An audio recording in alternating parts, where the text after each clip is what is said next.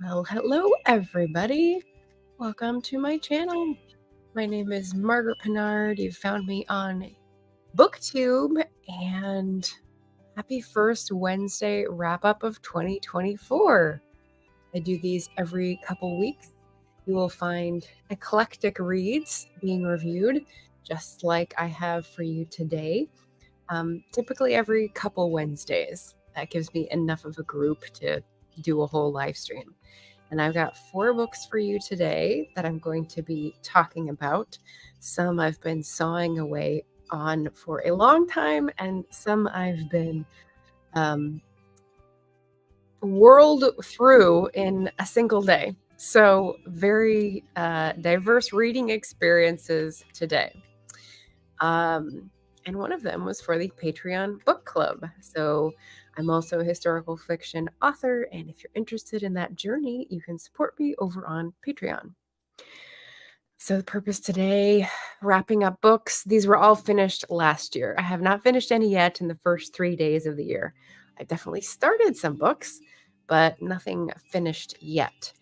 So let's just say hello, and then I will start off with the thing that's about to go dead. I forgot I needed to charge it before I can show you anything on my ebook reader, so just wanted to say hello. Eloise was here to say hi.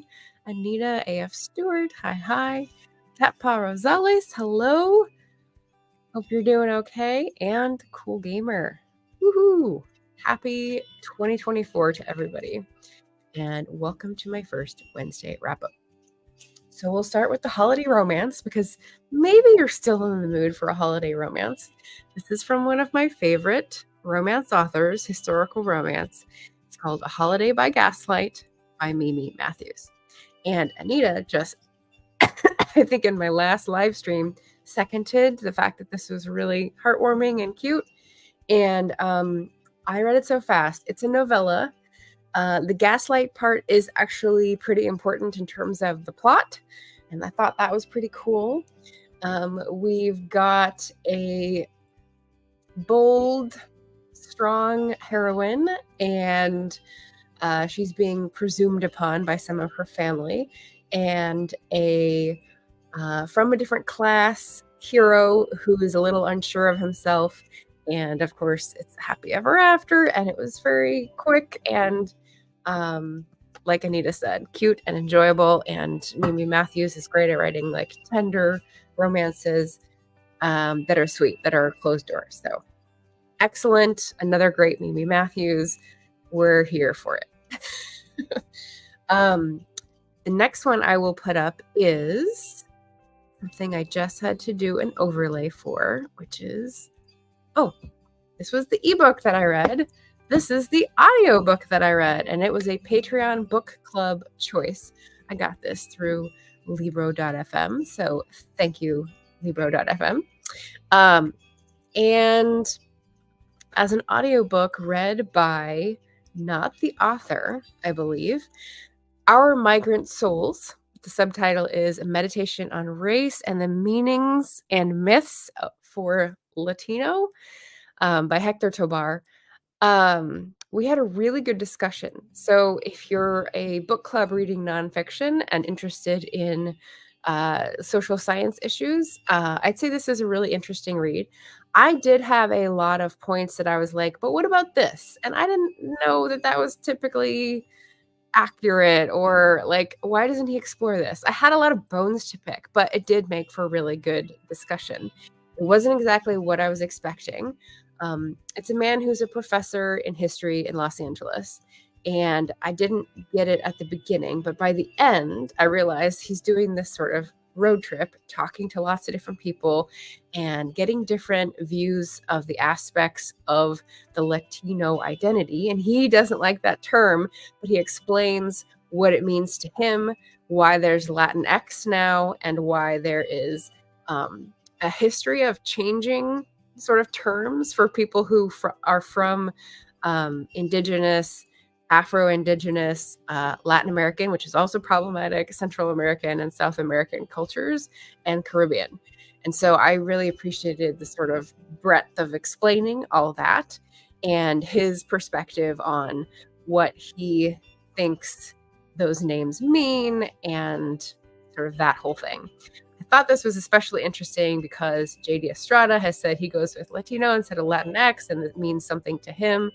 And Hector Tobar had a different take on it. And I was like, oh, okay, I can see both of these, and it's just sort of whatever people want to be called. And there are good reasons for all the different preferences. So he also goes into basically like the social science analysis of American culture, how it's really,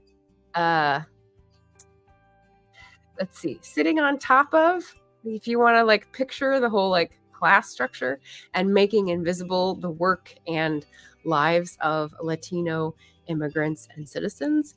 And they had a lot of interesting metaphors that we got to discuss about being undocumented and feeling the precarity of that situation in different ways. And it was just very open and inclusive in these talks. So I would recommend this. This is solid 4 stars for Our Migrant Souls. Good discussion book. So let me pause that for a second. We've got a JC. Hello, hello. And an RC. Hello, hello, afternoon. And a Leslie. They all rhyme. Happy Wednesday. All right, so we got our first 2 pretty quick. The second 2, let's see, that was a fiction and nonfiction. So we're going to go with fiction, trade-off. This I read in 2 days. So you may have seen me talk about this series before. It's a historical mystery series by Iona Wishaw. She's a BC, Canada author, and she writes basically ex-spy mysteries. Her character is Lane Winslow, who lives in a sort of rural backwater somewhere in BC, British Columbia. This one is called Lethal Lesson, and I skipped a couple, so if you don't like to skip around in the series, you may want to buy them in order. But this one I found in a used bookstore, and I I didn't find the ones in between, so I went ahead and got it. And I don't think it'll spoil it for me to go back. The overarching series arc is pretty obvious that she and this inspector get married. So they're married here, and they weren't the last time I read about them. So I'll just go back whenever I find that volume and, get that sweet moment of recognition and proposal or whatever. But she's an ex-spy. She's living in cold, snowy Canada. He's an inspector, and they end up teaming up. What do you know? On many crimes that happen in the back of beyond, really. And it's in 1945, 6, 7. And there's leftover results from World War II. There's stuff that's following her from her past as a spy. And you get little glimpses of Canadian history, which are interesting. I didn't know about, as well as a bit of World War II history. And it goes very quickly. So the books are pretty thick, but I think, I don't know. It doesn't look too skimpy in terms of the formatting, but it goes really quickly. Like I said, I read it in 2 days. It may have been because I was fleeing reality, but and it's very, I think it because it's very simple language. At times this sort of distracted me because it's more like an actual 1930s or 40s novel sometimes. The quote here, Wishaw's writing is worthy of taking its place alongside the works of Agatha Christie and Dorothy L. Sayers. And I would say that's sort of true. I've only read a couple of those, one of each, and she doesn't have the archaic language, but she does have the weird, cheesy sounding turns of phrase, which, could be what she's going for. And she also has a thing with commas in weird places. One of the things that made me think of Maisie Dobbs was her response on the phone was, "Right you are. I'll do a bit of sleuthing myself at this end and call you back." It just seems like a little Nancy Drew.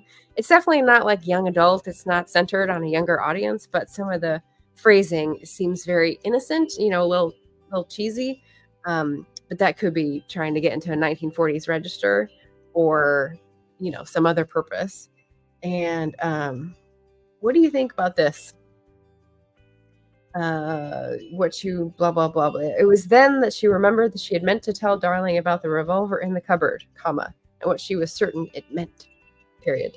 It would be, comma, she feared, comma, a long night. That was an odd place to put the comma.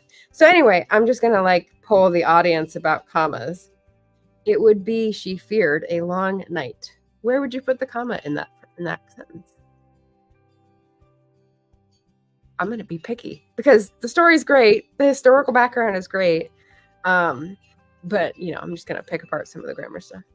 But yeah, I really like the series. This is my 4th or 5th one, and I'll keep reading them as I find them. It's very fun. And here's my crowning achievement. Book number 4. Oh, what are you trying to write down? After B? Wait, what do you need to write down? After JC. Let me know what you need. I don't know by this comment. But the crowning achievement today is that I started this book in September. It's a monster. It's a 2-volume in 1 paperback book. And I sort of waxed and waned with it. I started off thinking that I could do it for Scottember when I started a little readathon in September. No. And then there was October with Victober, and it is written in the Victorian era in the UK, so that could have worked. I continued reading it, did not finish. November, nonfiction, also qualified for nonfiction because it's a memoir, did not finish. Finally, in December, Memoirs of a Highland Lady, Elizabeth Grant of Rothiemurchus. So it's not a very exciting cover, but look at all the annotations. You will see as I went through, my notes went from stickies to some of the times where I didn't have the stickies, I turned the page corners down. Top means interesting things to note. Bottom means wait, follow up or question. So, of course, the stuff from September and October, I don't remember anymore. So I'll have to go back and read the annotations to get the research goodness out of it. But I am so proud to say that I finished the 750 odd pages of this book finally. And now I don't have to worry about trying to tackle it for March of the Mammoths. I'm done. And I really, actually, so this is about Highland lady, as it says, of the Grant clan who lives near the Cairngorms north of Edinburgh. And her girlhood is 1800, and she gets married in 1830 something. And at the very end of this tome, she goes out to India with her family because they're fleeing debt collectors because her father has made can't pay his debts. And so the thing to do in the 1820s was flee to India and make a fortune there off the backs of the native peoples. Would you look at that? So she comes back after she finds a husband there at the ripe old age of spinsterhood. She's 26, 27, the Austinian spinsterhood, and comes back. And then they end up living in Ireland, in County Wexford somewhere. And she lives through the 1840s there in Ireland, which, as you know, has a famine in that period. So there's another book, which is her next installment, which is I can't remember what it's called. It's not Memoirs of a Highland Lady Part 2. It's it's something with an alliteration.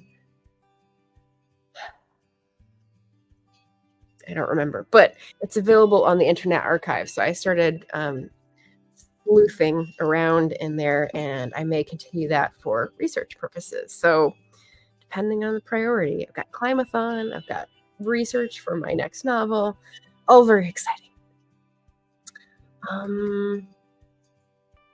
Oh, okay. Our Migrant Souls, the one I was just talking about. Oh no, the historical mystery, Lethal Lesson. Yes. Excellent. Yeah. Um, and she's contemporary. She's writing now, so I think she's probably like, I don't know, 8, 9, 10 in the series. That's nice. There are 2 commas in that sentence if you want to be grammatically correct. There are. That's what I said when I read it. I just don't think they should go there. It would, she thought, be a long night. I don't know. It would be, she thought, a long night. It just seems weird to do it after the verb. I would have done it before. Maybe it's the other way around. Anyway, entertaining comma discussions for the nerds. So those are my 4 books. As you can tell, I'm off to a good start. Well, not off to a good start. These are all books that I read in 2023. So technically they don't count for 2024 goals.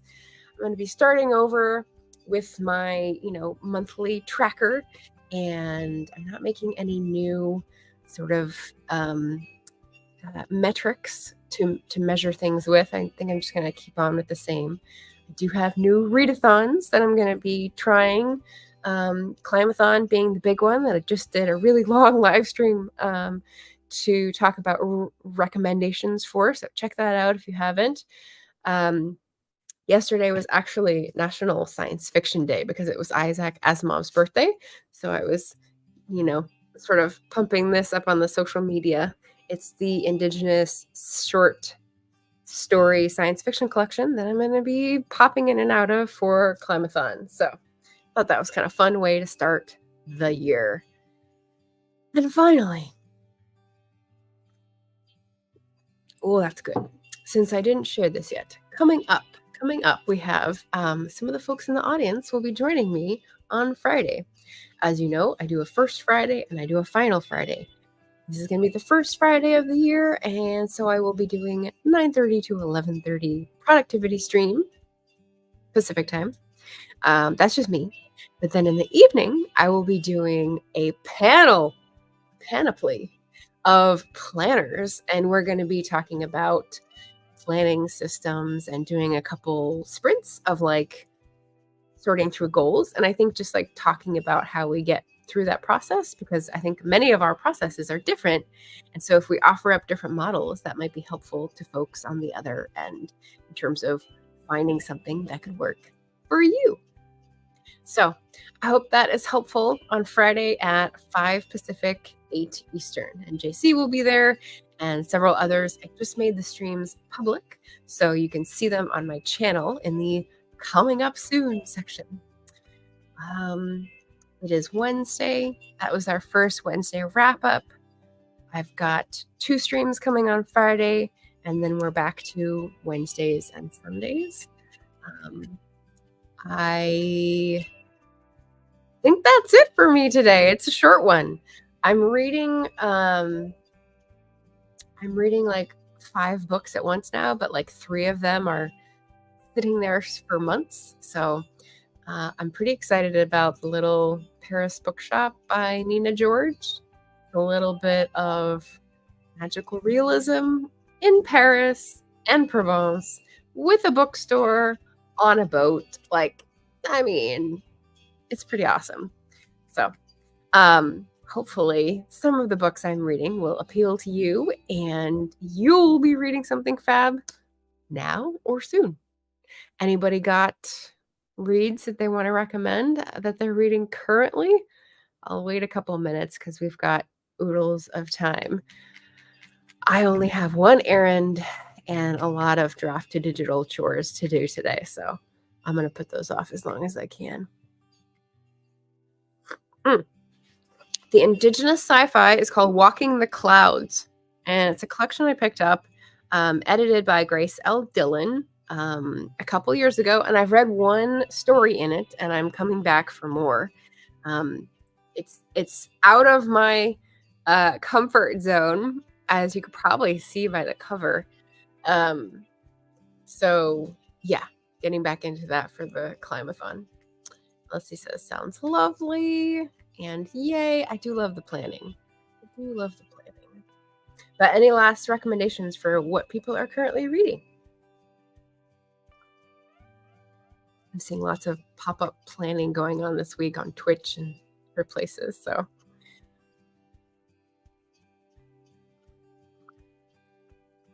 if you are engaging in lots of those all the week, remember to pace yourself, hydrate, take a walk, get outside, touch grass, so that you have a little bit of a break to come back to the planning.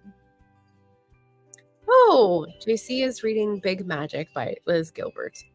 Also, Ambush by James Patterson, because I have to start the year with JP. And on audiobook, I'm listening to 101 Essays That Will Change the Way You Think by Brianna Weist. I haven't heard of that one. That's very cool. All right. I've read Big Magic. It was a while ago. I haven't read Ambush. This seems good. That's like the mystery element for a little excitement. And then audiobook, you've got self-improvement kind of themes. I like it. Very balanced. We've got Laura here. Laura is also coming on to the channel on Friday. Yay! Yes. Channel Roy. You're a little puppy. Drink water, walk, and touch grass. Yay! So, and with that, thanks for joining for the book wrap up, and I will see you all on Friday. Bye, everybody.